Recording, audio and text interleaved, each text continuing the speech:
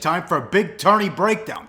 As always, live odds, sportsbookreview.com. All these conference tournament odds from the Las Vegas Superbook here in Vegas. Next week's a big dance. This week is musical chairs. Who can keep up dancing while the music is still playing, Teddy? But there's hope. All these coaches are going to sell hope this week.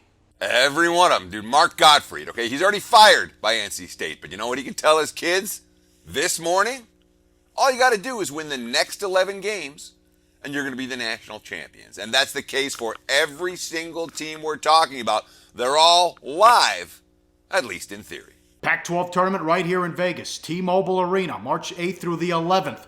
I expect chalk in this tournament, the big three, and then everybody else. USC and Cal likely to win a couple games to try to get a bid. I think Cal needs to at least beat Oregon and win a couple games. They'll probably face Utah in the second round. Well, they will with a win. But a big edge here to Oregon, because remember, UCLA will take on Arizona likely in the semifinals. Oregon a small favorite. Where's the money coming in on this tournament? Basically, for this tournament, we haven't seen any money come in at all. And we got a ton of tournaments. There's money in all of them. This is the one tournament where the wise guys have said, yeah, I'm not seeing value. They haven't gotten involved. There's no court edge here for everyone. The Ducks will travel well. The Wildcats will travel well. The LA schools will travel well as well to Las Vegas. But I'm telling you, I don't disagree with your chalk assessment. You're saying Cal's got to win a couple of games. Let's see him win one game right now. Cal's not playing good basketball. USC, much more likely of the two to make a run, in my opinion. Yeah, that was a horrible road trip as they lost by 30 at Utah and then went to Colorado and got beat. Cal needs to play their way back on the bubble. Big Ten Tournament, March 8th through the 12th in D.C. Purdue the favorite, maybe the weakest Big Ten field in years, Teddy. Well, I don't know, but from the advanced metrics don't like the Big Ten. I still look at Purdue and say this team can make a run. Wisconsin, as we saw, I don't know if Wisconsin's going to do a lot, but Minnesota, Maryland, maybe the Big Ten is kind of weak when you look at it in that regard. Because Michigan's not great. And look at where the money's come, okay? All the money for the Big Ten tournament has come in the long shots. We've seen money on Indiana. We've seen money on Iowa. We've seen money on Illinois and Ohio State, teams that were 60-1. They're now 50-1. The 50-1 Iowa is now 20-1. Indiana was 25-1. They're now 20-1. And you know where the money's not coming? On the chalk. The money hasn't come on Purdue or Wisconsin. Their odds have risen. We've seen the money come against Michigan State. No money on the Spartans yet. They're now a plus 1,500 after being at 12-1 at the opener. So the markets are saying this is a wide open field and lots of teams attracting support in D.C. Iowa could use a couple wins, and Purdue might be the only team in the whole league that gets better than a 5 seed. Atlantic 10 Tournament in Pittsburgh now. Dayton the favorite, VCU right behind them. Any money coming in on the Atlantic 10? Basically, not a whole lot. There was a little bit on the field. It's a Dayton or VCU tournament. Everyone else, with Rhode Island as the third choice. But when you look at the edges for the A10, it really looks like, VCU brings the depth not to wear down. They have the defensive intensity. And Dayton, the team that has the big dance experience, but their 4 senior starters have never won this tourney. Maybe it means a little bit more to the Flyers than your average squad. I would expect Dayton VCU in the finals there. Big East Tournament, the 8th through the 11th, Madison Square Garden. Villanova the favorite, minus $2. They did not win this tournament last year. Remember that. Seton Hall got them, and they were swept by Butler, who's the second choice. What are they betting in the Big East, Teddy? Oh, the wise guys have been all over Villanova. In fact, I don't know if they've taken a bet on another school. Nova now a 2-1 chalk. You have to lay $2 to win 1 for Villanova to win the Big East Tournament. And every other school, Butler, Creighton, Marquette, Xavier, Seton Hall, Providence, and Field, the Westgate Superbook has raised the numbers because they haven't attracted any betting attention. Wise guys love Nova in the Big East tourney. And of course, we're talking about court edges. A little edge for St. John's here playing at the Garden, just like there's a modest edge for Duquesne in the A10 tournament that we talked about in Pittsburgh just a few moments ago. Big 12 tournament, Kansas City. Kansas the favorite, although I think they're better off losing early. They already have locked into a 1 seed. They could use the rest. Could we see some play here on some of the long shots?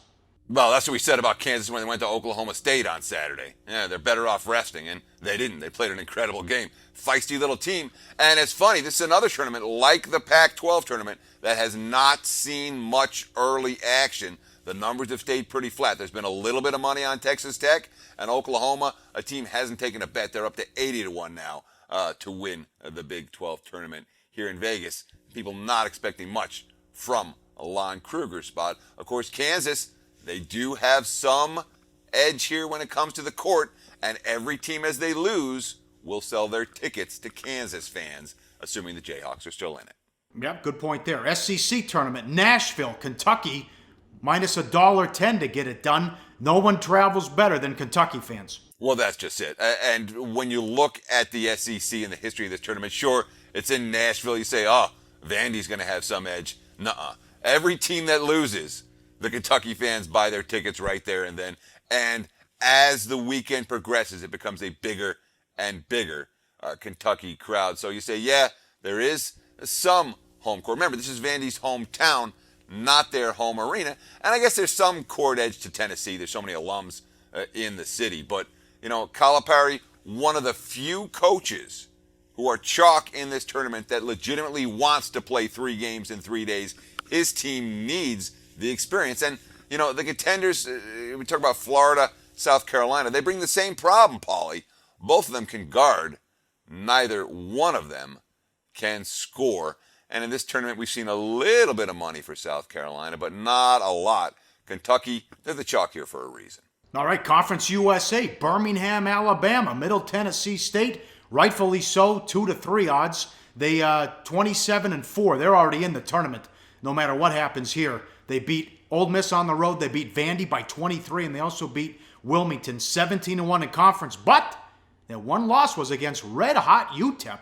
What a job Floyd's doing. How about UTEP?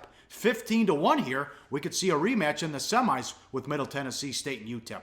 When it comes to the Sun Belt, UT Arlington, and that's another senior-laden team. They're even money. Everyone else basically is long shot. Georgia State 4-1, Georgia Southern 8-1, Texas State 18-1. The field at 3-2. UT Arlington, a bet-on team all year, and I certainly wouldn't fade them in that tourney, Paulie. The Mountain West Tournament, good seats still available here in Las Vegas. Oh, wow. Reno, Nevada Reno, the favorite, as they won the conference there. The 1 seed just won the conference tournament with the regular season tournament, rather, with a big home win. This is a horrible league.